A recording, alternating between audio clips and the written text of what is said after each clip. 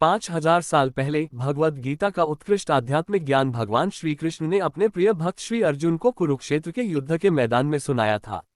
भगवद गीता सर्वोच्च साहित्य के रूप में खड़ी है क्योंकि धर्म के ये सिद्धांत स्वयं भगवान द्वारा प्रतिपादित किए गए थे। भगवद गीता में 5 मुख्य विषय चित्रित हैं। वे हैं ईश्वर सर्वोच्च भगवान, जीव जीवित इकाई, प्रकृति भौतिक प्रकृति, काल समय और कर्म गतिविधियां।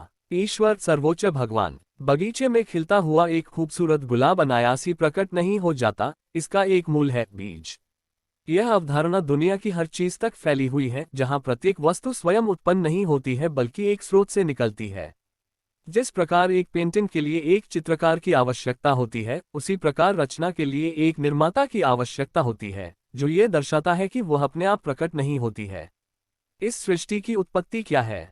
भगवद गीता का दावा है कि ईश्वर न केवल स्रोत है, बल्कि संपूर्ण सृष्टि का पालनकर्ता और संहारक भी है। सब कुछ उसी से उत्पन्न होता है। प्रकृति में विस्मयकारी घटनाओं को देखते समय ये पहचानना महत्वपूर्ण है कि इन ब्रह्मांडीय अभिव्यक्तियों के पीछे एक शासी शक्ति है। भगवद गीता में भगवान कृष्ण के सर्वोच्च व्यक्तित्व का उल्लेख श्री व्यासदेव द्वारा भगवान के रूप में किया गया है, और भगवान ब्रह्मा, भगवान इंद्र, नारद मुनि, असित, देवल और आदि शंकराचार्य जैसे श्रद्धेय आचार्यों सहित विभिन्न हस्तियों द्वारा स्वीकार किया गया है। श्री रामानुजाचार्य और श्री माधवाचार्य। भगवद गीता में अर्जुन सीधे श्री कृष्ण को सर्वोच्च व्यक्ति के रूप में संबोधित करते हैं। भगवान कृष्ण स्वयं पुष्टि करते हैं कि वे सभी ग्रहों के परम निर्माता, सभी यज्ञों के भोक्ता और सभी जीवों के मित्र हैं। पूरे भगवद गीता में उन्हें ब्रह्म, परमात्मा और महेश्वर के रूप में संदर्भित किया गया है, जो उनके सर्वोच्च नियंत्रण को दर्शाता है। इस प्रकार हम सर्वोच्च भगवान की स्थिति के बारे में जान सकते हैं, जो ईश्वर है, हर चीज का स्वामी है। 2. जीव जीवित इकाई। भगवद गीता के दूसरे अध्याय में भगवान कृष्ण प्रत्येक जीवित इकाई की विशिष्ट प्रकृति के बारे में विस्तार से बताते हैं, शाश्वत आत्मा और अस्थायी शरीर के बीच अलगाव पर जोर देते हैं। वह आत्मा के अस्तित्व, उसके गुणों और विभिन्न अन्य पहलुओं के जटिल विवरणों पर प्रकाश डालता है। इसके अलावा भगवान उस प्रक्रिया को स्पष्ट करते हैं जिसके द्वारा जीव भौतिक संसार में प्रवेश करते हैं, उनके विशिष्ट शरीरों के निर्धारक और आनंद और पीड़ा के आगामी अनुभव। यहाँ तलाश करो इस्कॉन बेंगलो का आधिकारिक ब्लॉग। नवीनतम अद्यतन। भगवद गीता में शामिल 5 विषय भगवान कृष्ण को भोजन अर्पित करने की पवित्र कला। एक चरण दर चरण मार्गदर्शिका। रोशनी का त्योहार दिवाली 2023। वैकुंठ का क्या अर्थ है? श्री वैकुंठ एकादशी कैसे मनाएं? Facebook, YouTube, Instagram, LinkedIn, Pinterest, Twitter. Bhagavad Gita में शामिल 5 विषय। 29 नवंबर 2023। व्यवस्थापक सामग्री 0। इस लेख में भगवद गीता में चर्चा किए गए 5 प्रमुख आध्यात्मिक विषयों का संक्षिप्त सारांश प्रस्तुत किया गया है। 5000 साल पहले भगवद गीता का उत्कृष्ट आध्यात्मिक ज्ञान भगवान श्री कृष्ण ने अपने प्रिय भक्त श्री अर्जुन को कुरुक्षेत्र के युद्ध के मैदान में सुनाया था। भगवद गीता सर्वोच्च साहित्य के रूप में खड़ी है क्योंकि धर्म के ये सिद्धांत स्वयं भगवान द्वारा प्रतिपादित किए गए थे। भगवद गीता में 5 मुख्य विषय चित्रित हैं। वे हैं ईश्वर सर्वोच्च भगवान, जीव जीवित इकाई, प्रकृति भौतिक प्रकृति, काल समय और कर्म गतिविधियां। विषय सूची। 1. ईश्वर सर्वोच्च भगवान। 2. जीव जीवित इकाई। 3. प्रकृति भौतिक प्रकृति। 4. काल शाश्वत समय। 5. कर्म गतिविधियां। 1. ईश्वर सर्वोच्च भगवान। बगीचे में खिलता हुआ एक खूबसूरत गुलाब अनायासी प्रकट नहीं हो जाता, इसका एक मूल है बीज। यह अवधारणा दुनिया की हर चीज तक फैली हुई है, जहां प्रत्येक वस्तु स्वयं उत्पन्न नहीं होती है बल्कि एक स्रोत से निकलती है। जिस प्रकार एक पेंटिंग के लिए एक चित्रकार की आवश्यकता होती है, उसी प्रकार रचना के लिए एक निर्माता की आवश्यकता होती है, जो ये दर्शाता है कि वह अपने आप प्रकट नहीं होती है। इस सृष्टि की उत्पत्ति क्या है? भगवद गीता का दावा है कि ईश्वर न केवल स्रोत है, बल्कि संपूर्ण सृष्टि का पालनकर्ता और संहारक भी है। सब कुछ उसी से उत्पन्न होता है। प्रकृति में विस्मयकारी घटनाओं को देखते समय ये पहचानना महत्वपूर्ण है कि इन ब्रह्मांडीय अभिव्यक्तियों के पीछे एक शासी शक्ति है। BG_PG_MG_ कृष्णा निर्माण के 5 विषय। भगवद गीता में भगवान कृष्ण के सर्वोच्च व्यक्तित्व का उल्लेख श्री व्यासदेव द्वारा भगवान के रूप में किया गया है, और भगवान ब्रह्मा, भगवान इंद्र, नारद मुनि, असित, देवल और आदि शंकराचार्य जैसे श्रद्धेय आचार्यों सहित विभिन्न हस्तियों द्वारा स्वीकार किया गया है। श्री रामानुजाचार्य और श्री माधवाचार्य। भगवद गीता में अर्जुन सीधे श्री कृष्ण को सर्वोच्च व्यक्ति के रूप में संबोधित करते हैं। भगवान कृष्ण स्वयं पुष्टि करते हैं कि वे सभी ग्रहों के परम निर्माता, सभी यज्ञों के भोक्ता और सभी जीवों के मित्र हैं। पूरे भगवद गीता में उन्हें ब्रह्म, परमात्मा और महेश्वर के रूप में संदर्भित किया गया है, जो उनके सर्वोच्च नियंत्रण को दर्शाता है।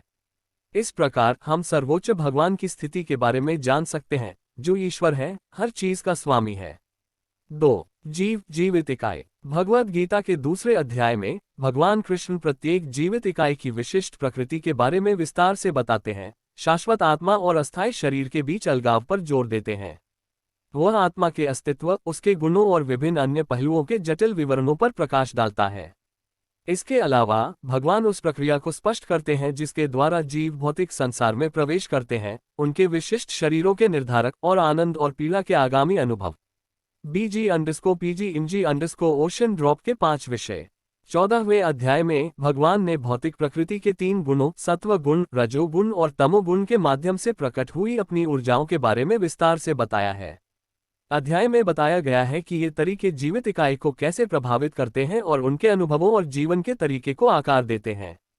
इसके अतिरिक्त भगवद गीता आध्यात्मिक मुक्ति का एक व्यापक ज्ञान प्रदान करती है, जिसमें उस मार्ग की रूपरेखा दी गई है जिसके द्वारा व्यक्ति जन्म और मृत्यु के चक्र से मुक्त हो सकते हैं, सांसारिक दुखों से रहित होकर ईश्वर के राज्य में शाश्वत जीवन प्राप्त कर सकते हैं।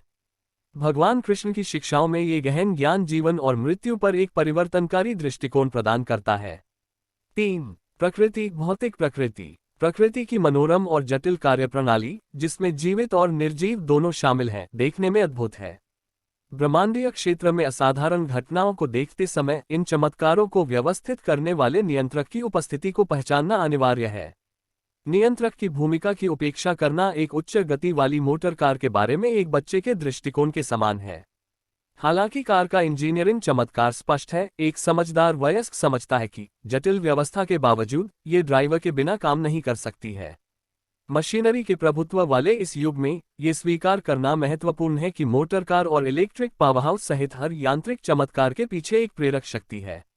ये दिन मशीनरी द्वारा चिन्हित किया जा सकता है, फिर भी कालातीत सत्य बना हुआ है, हमेशा एक मार्गदर्शक शक्ति होती है।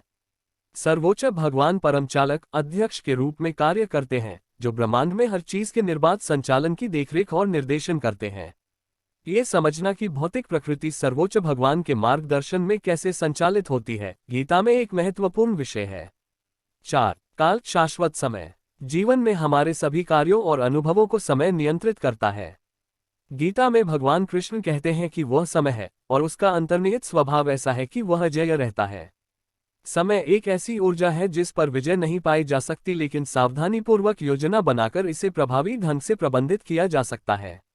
गीता समय की अवधारणा पर एक उल्लेखनीय व्याख्या प्रदान करती है, जिसमें संपूर्ण ब्रह्मांड की अवधि और शाश्वत समय शामिल है। ये भौतिक प्रकृति की अभिव्यक्ति और समय की स्थायी प्रकृति की खूबसूरती से पड़ताल करता है।